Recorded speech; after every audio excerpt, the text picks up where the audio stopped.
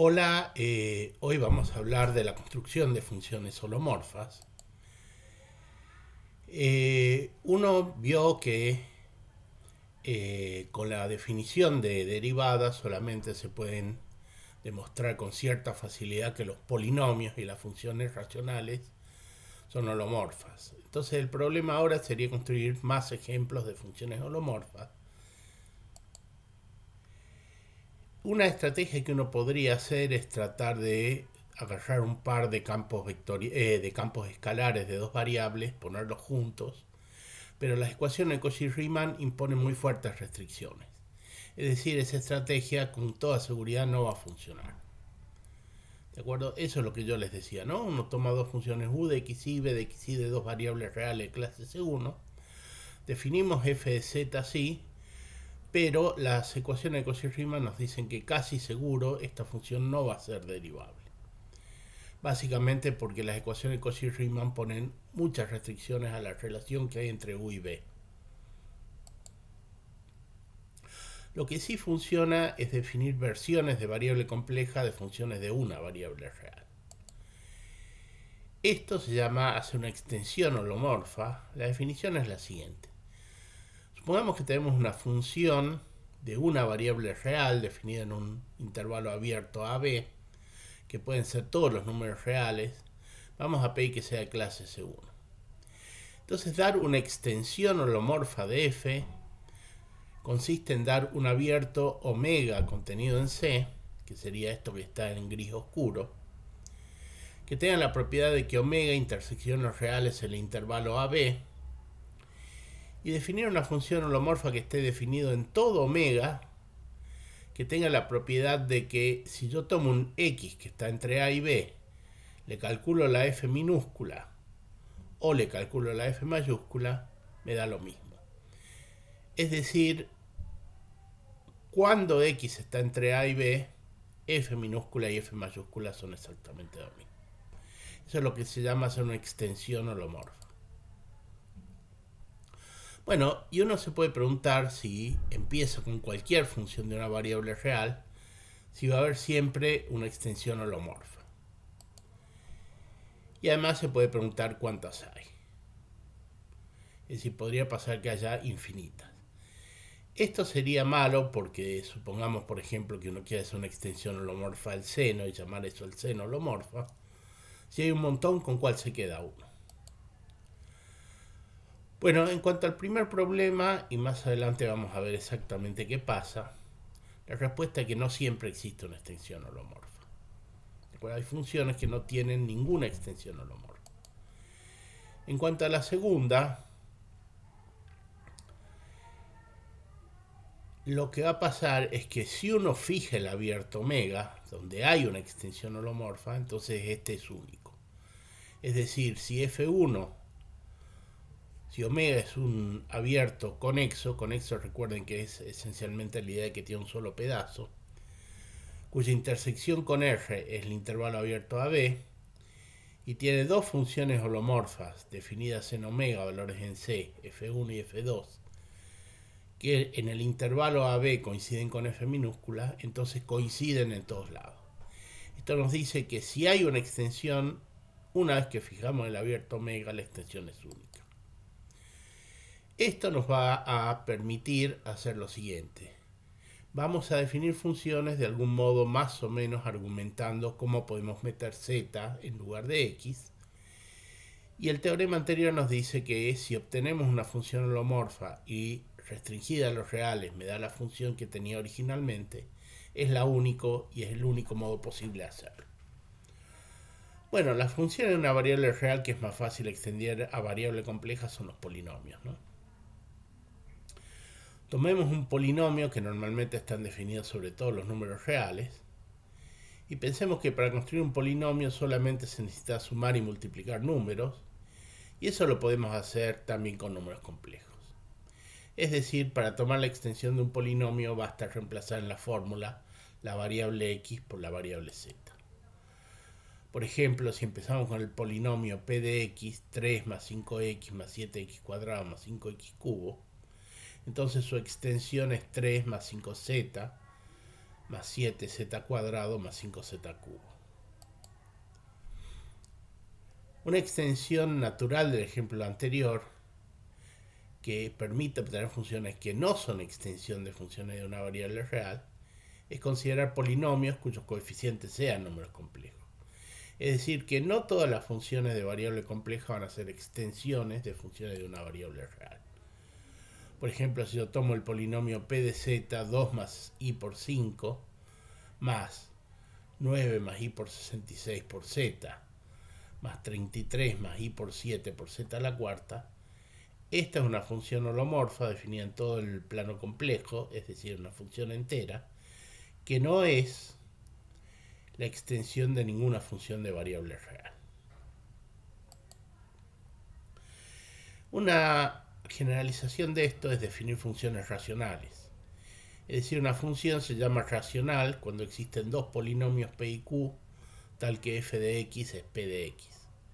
Extender una función racional, de nuevo, es extender p y extender q. ¿Sí?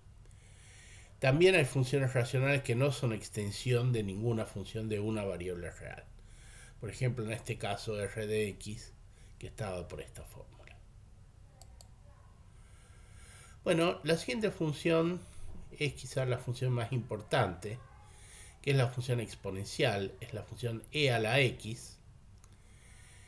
Vamos a tomar e porque es de algún modo el caso más importante. No voy a seguir el camino por el cual se la definió históricamente, pero digamos me voy a concentrar en cuál es la propiedad esencial de la función exponencial. Resulta que la propiedad esencial de la función exponencial es la propiedad por la cual apareció históricamente. ¿Cuál es el problema que nos permite resolver la función exponencial y el logaritmo? Supongamos que tenemos dos números muy grandes, o podrían ser números con muchos decimales. Por ejemplo, en este caso A y B están dados por estos números con un montón de decimales. Pensemos en las siguientes operaciones. Si yo quiero sumar A más B, por supuesto acá se supone que estamos hace varios siglos donde no había maquinita de calcular. Bueno, A más B es un par de minutos, no tiene ninguna dificultad y la podemos calcular. También podemos calcular sin mayor dificultad A por B, pero nos va a llevar muchísimo más tiempo y muchísimo más trabajo que la primera. Es decir, una verdad es que multiplicar es siempre mucho más trabajoso que sumar.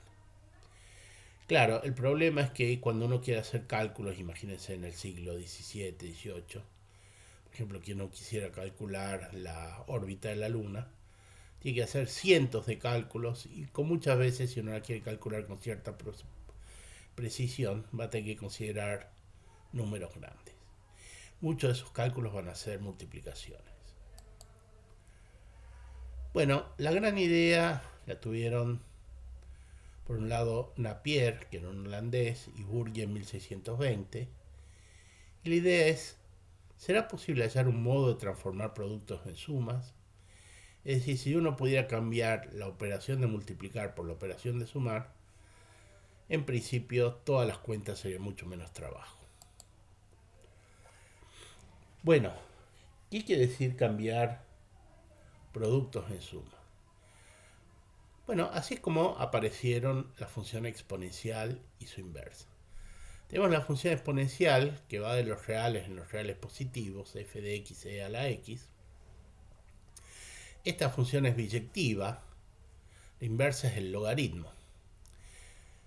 Desde un punto de vista algebraico, la importancia de estas funciones es que relacionan las dos propiedades básicas de los números reales, las dos operaciones básicas de números reales, la suma y el producto.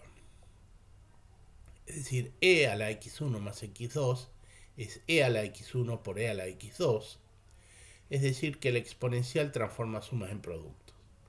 Y al revés, el logaritmo transforma productos en sumas. El logaritmo x1 por x2 es el logaritmo x1 más el logaritmo x2. Una vez que tenemos estas dos funciones, podemos calcular a y b, a por b, sin hacer ninguna multiplicación. A por b es e elevado al logaritmo de a por b. justamente porque la función exponencial y el logaritmo son funciones inversas, uso la propiedad fundamental del logaritmo, y esto es e a la logaritmo de a más logaritmo de b. Es decir, para calcular a por b tengo que hacer lo siguiente: calculo el logaritmo de a, calculo el logaritmo de b, sumo esos dos números, ven, ahí tengo una suma, y calculo el exponencial de eso. Por supuesto, no podría decir, bueno, pero ahora tengo el problema de cómo calcular el logaritmo de a al logaritmo de b. Es cierto que existe ese problema, pero la solución a eso es que, en cierto sentido, yo tengo que calcular todos esos números una sola vez. Recuerden que cuando uno calcula todas estas cosas no está buscando valores exactos, sino aproximados. Incluso la maquinita de calcular no nos da valores exactos. Bueno, acá está el problema, ¿no? Y acá está la respuesta a eso. ¿Cuál fue la solución histórica? La solución histórica fue hacer tablas de valores de logaritmo. Es decir, había grandes libros donde uno calculaba el logaritmo de 0,01, el logaritmo de 0,02, el logaritmo de 0,03. La gente que tuvo que hacer esas tablas se pasó años trabajando. Entonces, cuando uno quería calcular, buscaba los valores en las tablas y con eso hacía los cálculos. Si no, cuando tenía que hacer cuentas más rápido, usaba lo que se llamaban las reglas de cálculo, que son este tipo de reglas que tenían la parte central que se movía. Y esto era, en cierto sentido, algo así como una tabla de logaritmos y de exponenciales. Todas las cosas que requerían muchas cuentas se hacían así. Bueno, entonces vamos a tomar como propiedad fundamental de la función exponencial que transforma sumas en productos. Y esa propiedad caracteriza la función exponencial por el siguiente teorema. Existe una única función f de R en R que cumple que f de x1 más x2 es f de x1 por f de x2 para todo par x1 x2 en los reales. F es derivable en 0 y f' en 0 vale 1. En realidad, que f es derivable en 0 se puede deducir de la propiedad 1. Que f' en 0 da 1 es lo que nos caracteriza tomar base e. Porque si uno toma, por ejemplo, la función f de x 2 a la x, esto va a cumplir 1, va a cumplir la primera parte de 2, pero no va a ser cierto que f' en 0 vale 1. Y entonces, para hacer la extensión holomorfa, vamos a buscar una función holomorfa que tenga las mismas propiedades de la función real. Bueno, tenemos un teorema que dice exactamente lo mismo que el teorema anterior. Existe una única función exponencial, la vamos a llamar exponencial de los complejos en los complejos, tal que la exponencial de z1 más z2 va a ser la exponencial de z1 por la exponencial de z2 para todo par z1 z2 en los complejos. La exponencial es derivable en 0 y la derivada de la exponencial en 0 vale 1. Claro, yo acá estoy diciendo que la exponencial lo estoy pidiendo que sea solamente derivable en 0. Usando la propiedad 1, eso va a implicar que la función es derivable en todos lados. Así que este teorema, justamente, y mirando esto, podemos ver que la función exponencial va a ser una generalización, una extensión de la exponencial de base real. Bueno, ¿de dónde sale esta función? Bueno, es un poco difícil argumentar cuál es la fórmula sin seguir el camino histórico, para lo cual no tenemos los elementos. Resulta que la fórmula está dada por esto: la exponencial de z, que la vamos a escribir e a la z, es la función que agarra z y devuelve e a la x por coseno de y más y por seno de y. Bueno, propiedades básicas: e a la z1 más z por 2 es e a la z1 por e a la z2. Eso se puede hacer directamente a mano, demostrar.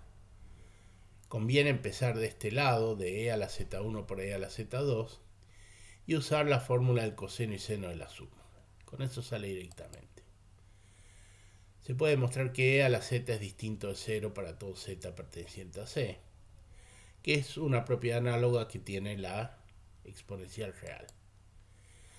Se puede demostrar que e a la menos z es 1 dividido e a la z. Se puede demostrar también que, claro, la segunda propiedad nos dice que en realidad el codominio son los complejos distintos de cero. Y entonces si yo pongo como codominio los complejos distintos de cero, la función es sobreyectiva. Es decir, para todo número w distinto de cero, hay un z tal que e a la z es igual a w. Ojo que vamos a ver que este z no es único. De hecho hay infinitos z para los cuales e a la z da w. Vale que esta función es derivable en todos lados y su derivada es ella misma.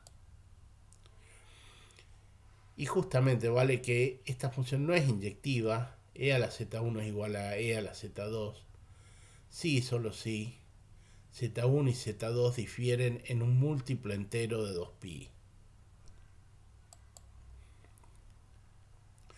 Una vez que uno tiene la función exponencial, puede definir funciones trigonométricas y funciones hiperbólicas. Para definir funciones trigonométricas de variable compleja, basta con definir las funciones seno de z y coseno de z.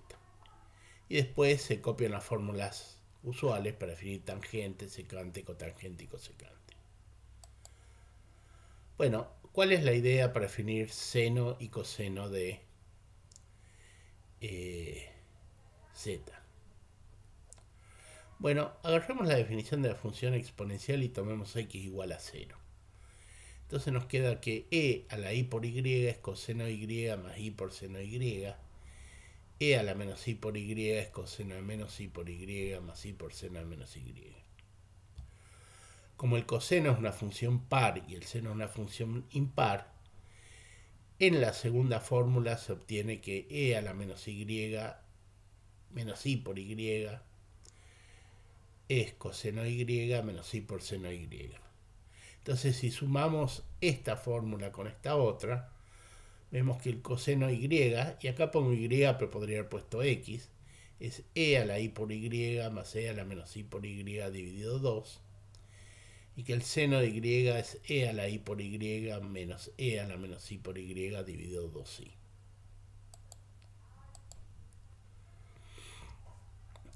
Claro, como sabemos definir e a la z para cualquier z, en particular también sabemos cómo definir e a la i por z para cualquier z. Entonces vamos a definir el coseno de z como e a la i por z más e a la menos i por z sobre 2. Y el seno de z como e a la iz menos e a la menos iz dividido 2i.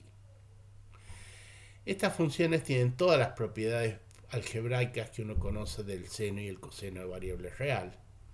Acá voy a poner unas pocas. Por ejemplo, coseno cuadrado más seno cuadrado es igual a 1. Cuidado que, como siempre, con los números complejos, nada que depende del orden sigue valiendo, ¿no? Con los números reales, de esta fórmula de que coseno cuadrado de x más seno cuadrado de x vale 1, uno puede deducir que el coseno y el seno están entre menos 1 y 1. Acá no tiene sentido eso. También vale que la derivada del coseno es menos el seno, la derivada del seno es el coseno. Y todas las otras propiedades, las identidades trigonométricas que uno conoce, siguen valiendo en este caso. Con las funciones hiperbólicas es incluso más simple, porque incluso en el caso de una variable real, las funciones hiperbólicas están definidas en términos de la función exponencial. Es decir, cuando x es un número real, el coseno hiperbólico de x se define como e a la x más e a la menos x sobre 2.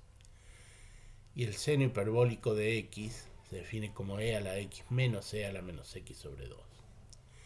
Entonces meter z es directamente poner z en la fórmula. Si el coseno y seno hiperbólico de variable compleja son las funciones definidas por coseno hiperbólico de z, e a la z más e a la menos z sobre 2. Seno hiperbólico de z es e a la z menos e a la menos z sobre 2. Y de nuevo, todas las propiedades algebraicas básicas que uno conoce del coseno y seno hiperbólico siguen siendo ciertas. Es decir, coseno hiperbólico al cuadrado de z menos seno hiperbólico al cuadrado de z vale 1. Incluso demostrarlas es más fácil hacerlo con números complejos y la definición de estas funciones en términos del exponencial que con números reales. La derivada del coseno hiperbólico es el seno hiperbólico, la derivada del seno hiperbólico es el coseno hiperbólico. Y aparece un fenómeno nuevo que con variable real no se ve, y es que hay una relación muy profunda entre las funciones hiperbólicas y las funciones trigonométricas. Vale que el coseno de z es el coseno hiperbólico de i por z, y el seno de z es 1 dividido i por el seno hiperbólico de i por z. Recordemos que 1 dividido i es lo mismo que menos i, entonces nos queda menos i por seno hiperbólico de i por z. Es más complicado cuando empezamos con funciones inversas. Funciones inversas voy a llamar a funciones como el logaritmo, las funciones raíces cuadradas, raíces cúbicas. Estos problemas de algún modo existen también en variables reales. En variables reales es más fácil resolverlo.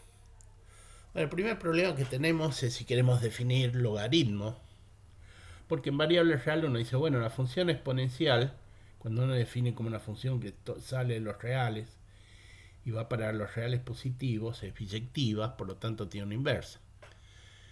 Si definimos la exponencial compleja que salía de los complejos, va para los complejos distintos de cero, esta función era sobreyectiva, pero no es inyectiva. Porque e a la z más 2n pi es igual a e a la z para todo n entero. Y uno dice, bueno, una función que no es biyectiva no puede tener una inversa. Pero como es conveniente tener una inversa, uno trata de solucionar el problema. La idea es no trabajar con una función definida en todos los números complejos, sino definida en un subconjunto de los números complejos. El problema es elegir convenientemente este conjunto U. Bueno, la idea de elegir este conjunto U va a ser que sabemos que la función no es inyectiva, pero sabemos exactamente por cuánto falla. Falla por estos factores 2n pi. Ahora, cada vez que yo elija un conjunto U, voy a tener un logaritmo, si lo elegí bien. Y ese logaritmo va a depender del conjunto U que yo haya elegido. No hay un modo universal de elegir el conjunto U. Y entonces uno dice, voy a definir lo que se llaman ramas del logaritmo. La palabra rama significa, voy a tener un logaritmo que va a depender del conjunto U que yo elija. Bueno, la definición de rama del logaritmo es la siguiente. Vamos a decir que una función L, definida en un abierto B contenido en los complejos distintos de 0, es una rama del logaritmo si e a la L de z es igual a z para todo z perteneciente a B. Es decir, hasta cierto sentido es una inversa. Bueno, ¿cómo se pueden construir estos conjuntos? Un buen modo de construir estas ramas es fijar un número real a cualquiera y considerar dos bandas posibles. Hay dos elecciones posibles. Por ejemplo, podemos tomar todos los números complejos que tienen la parte imaginaria que es mayor o igual que a y menor que a más 2pi. Acá estoy cerrando abajo y dejando abierto arriba. O yo podría elegir dejar abierto abajo y cerrar arriba. Bueno, resulta que si uno restringe si toma esto como su u, el b sub a o el c sub a, entonces la función exponencial es biyectiva. Y entonces tiene una función inversa que lo vamos a llamar el logaritmo sub a. También lo podría haber hecho con c sub a. ¿Ven? ¿Por qué funciona esto? Supongamos que tengo mi banda b sub a, ¿ven? Está cerrada abajo, arriba tiene puntos que me dice que está abierta. Si yo tengo un z acá, los valores de z a los cuales si le aplico la exponencial van a ir para el mismo lugar, son de la forma z más 2pi, z más 4pi, z más 6pi o z menos 2pi, z menos 4pi. Pero si z está dentro de la banda, todos los demás valores están afuera de la banda. Así que si yo restringí, dentro de esta banda la función es inyectiva. Y además si agarro cualquier z en el plano complejo, sumando o restando algún múltiplo de 2pi, lo puedo hacer caer dentro de la banda. Bueno, Hay una rama principal que lo vamos a llamar ln y la vamos a obtener cuando a vale 0. Esto va a corresponder a la elección de cómo medimos los ángulos, que los medimos según la convención de los radianes, es decir, cuando medimos los ángulos entre 0 y 2pi. Si uno elige medir los ángulos entre menos pi y pi, conviene tomar a igual a menos pi, y en vez de tomar b sub a, conviene tomar c sub a. Bueno, ¿cuál va a ser la fórmula del logaritmo? De la identidad de que e a la logaritmo de z tiene que ser z, y z tiene que ser distinto de 0, entonces uno lo que hace es tomar z como ρ por e a la i tita. Dijimos que los ángulos los mido entre 0 y 2pi. Resulta que la fórmula que hay que tomar es que el logaritmo de z es el logaritmo de ρ más i por tita. Como ven, acá tita no aparece metido dentro de un coseno o un seno. Es decir, que acá es realmente importante decir entre qué número y qué número se miden los ángulos. Bueno, ¿qué problemas, qué cosas andan de lo que uno conoce el logaritmo y qué cosas no andan? Acá hay una L mayúscula. El primer problema es que si elegimos las cosas así, la función logaritmo no va a ser continua en los reales positivos. Es decir, claro, cuando uno trabaja con el logaritmo real sabe que sí es continuo. El problema es que va a ser continua si me muevo en dirección del eje de las x, pero no va a ser continua si me muevo en la dirección del eje de las y. Porque supongamos que yo tomo un z1 que está por arriba. Tomemos algún x fijo, por ejemplo 1. ¿De acuerdo? Si yo tomo un z1 que está un poquito por arriba del eje de las x, acá está dibujado bastante más por arriba, pero eso es por cuestión del dibujo. ¿Qué pasa? El ángulo θ1 de z1 va a ser casi 0. De hecho, el logaritmo de z1 va a tender al logaritmo de x cuando z1 tiende a x, por el lado de arriba hacia abajo. Ahora, si uno toma un z2, que está un poquito por abajo, con nuestras convenciones sobre los ángulos, el ángulo θ2 va a ser todo este. Entonces, cuando z2 vaya subiendo, aproximándose a x, θ2 se aproxima a 2pi i. O sea que el logaritmo de z2 va a tender al logaritmo de x más 2pi. Entonces, por un lado, el logaritmo de z1 tiende al logaritmo de x, al logaritmo real, pero el logaritmo de z2 tiende al logaritmo de x más 2pi.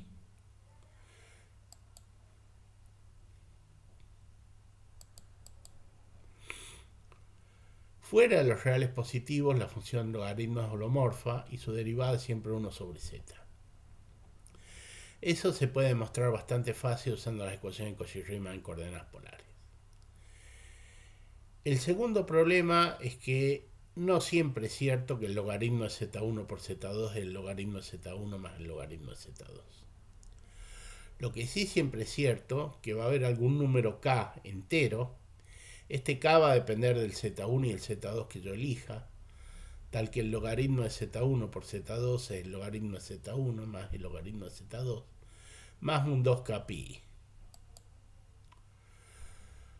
Por ejemplo, para ver que esto no pasa, tomemos que z1 y z2 en el tercer cuadrante. Estar en el tercer cuadrante significa que el argumento de z1 está entre pi y 3 medios de pi, y lo mismo el argumento de z2 está entre pi y 3 medios de pi. Entonces, cuando yo sumo el argumento de z1 más el argumento de z2, voy a tener un número que va a estar entre 2pi y 3pi. Entonces, si yo calculo el logaritmo de z1 más el logaritmo de z2 y hago la cuenta, con la parte real no va a haber ningún problema. Va a quedar el logaritmo de ρ1 por ρ2. Con la parte imaginaria va a quedar i por el argumento de z1 más el argumento de z2. Por el otro lado, por definición, el logaritmo de z1 por z2 es el logaritmo de ρ1 por ρ2, más i por el argumento de z1 por z2. Ahora, el argumento de z1 por z2 es un número que está entre 0 y 2pi. O sea que la parte imaginaria de este número está entre 0 y 2pi. En cambio, la parte imaginaria de este número está entre 2pi y 3pi. Así que no pueden ser iguales. Si uno agarra cualquier otra rama del logaritmo, como siempre, e a la logaritmo, e a la L mayúscula de z tiene que ser z, y e a la rama principal del logaritmo también tiene que ser z, entonces su diferencia tiene que ser un 2kπi. O sea que para cada valor de z, la diferencia entre dos ramas cualquiera del logaritmo va a ser un factor 2kπi. Bueno, una vez que uno tiene una rama del logaritmo, se pueden definir otras funciones. Yo siempre voy a trabajar con la rama principal, pero no puedo hacerlo con cualquier otra rama. La primera función que uno puede definir es agarrar un número complejo a fijo y vamos a definir z elevado a la a como e a la a por logaritmo de z. Por ejemplo, si tomamos a igual a un medio, obtenemos la rama principal de la función raíz cuadrada, que casi la vamos a escribir raíz cuadrada de z, que es e a la 1 medio por el logaritmo de z, y esto es la raíz cuadrada de ρ por la exponencial de e, por la exponencial de i por el argumento de z sobre 2. Bueno, vale siempre que la raíz cuadrada de z al cuadrado da z. De nuevo, el problema es que esta raíz cuadrada no va a ser continua en los reales positivos. Si uno toma, por ejemplo, 1 y toma un z1 que está un poquito por arriba, como el ángulo de z1 es casi 0, y acá para calcular la raíz cuadrada estoy dividiendo el ángulo sobre 2, va a tener todavía un ángulo más chiquitito, o sea que la raíz cuadrada de z1 va a estar todavía más cerca de 1 que z1. En cambio, si tomo un z2 por abajo, el ángulo es casi 2pi, así que el ángulo de raíz cuadrada de z2 va a ser casi pi. Es decir, raíz cuadrada de z2 va a estar muy cerca de menos 1. Fuera de los reales positivos, la función es holomorfa y su derivada es la derivada de siempre. Un medio de raíz cuadrada de z. Esta es una de las pocas cuentas que no se puede sacar, no es fácil sacar con Cauchy-Riemann. Es decir, habría que trabajar con Cauchy-Riemann en coordenadas polares, pero se puede copiar la cuenta que uno hace en variable real. Es decir, si yo quiero calcular la derivada, tengo que calcular este cociente incremental y hacer tender z a z0. Pero el z abajo y el z0 abajo lo puedo escribir como la raíz cuadrada de z al cuadrado menos la raíz cuadrada de z0 al cuadrado. Uso diferencias de cuadrado, puedo cancelar este término con el de arriba y me queda esto. Y ahora esto cuando z tiende a z0 en principio no tiene ningún problema, pero justamente esto va a tender a 1 dividido 2 veces la raíz cuadrada de z0 si yo tengo un punto donde la raíz cuadrada es continua. Y eso excluye a los reales positivos. La otra cosa que no vale en general es que la raíz cuadrada de z por w va a ser la raíz cuadrada de z por la raíz cuadrada de w. Sí es cierto cuando z es un real positivo. Bueno, también se pueden definir funciones inversas para las trigonométricas y las hiperbólicas. Vamos a hacer la función arcocoseno. Para la función arcocoseno vamos a usar la siguiente idea. Supongamos que tenemos una función arcocoseno de z, la calculo y me da un número w. Si esta función se va a llamar arcocoseno, significa que el coseno w tiene que valer z. Para hacer las cuentas más cortas, llamemos alfa a e a la i por w. Y entonces esta ecuación z igual a coseno de w se escribe z igual a alfa más alfa a la menos 1 sobre 2. Como alfa es una exponencial no puede ser 0. Bueno, de acá puedo deducir que 2z por alfa tiene que ser alfa cuadrado más 1. De ahí haciendo un pasaje de términos, veo que alfa al cuadrado menos 2z alfa más 1 tiene que ser igual a 0. Y esta es una ecuación cuadrática, ¿no? Claro, las ecuaciones cuadráticas tienen dos soluciones. Si yo quiero una función es algo que yo meto un z y me devuelve un w, tengo que elegir quedarme con una de las dos raíces. Por convención, uno se queda con la positiva, con la raíz que tiene, con el signo más en esta fórmula. La raíz cuadrada que estamos tomando acá es la raíz cuadrada que obtuvimos hace un momento, ¿no? Es decir, primero tengo que definir una rama del logaritmo, a partir de esa rama del logaritmo tomar una rama de la función raíz cuadrada, por ejemplo en este caso estoy usando la principal, y entonces tengo este elemento alfa bien definido. Acá yo puedo sacar 4 como factor común. Como 4 es un número real positivo, sí puedo factorizar y sacarlo fuera de la raíz. Espera que tuve un pequeño problema.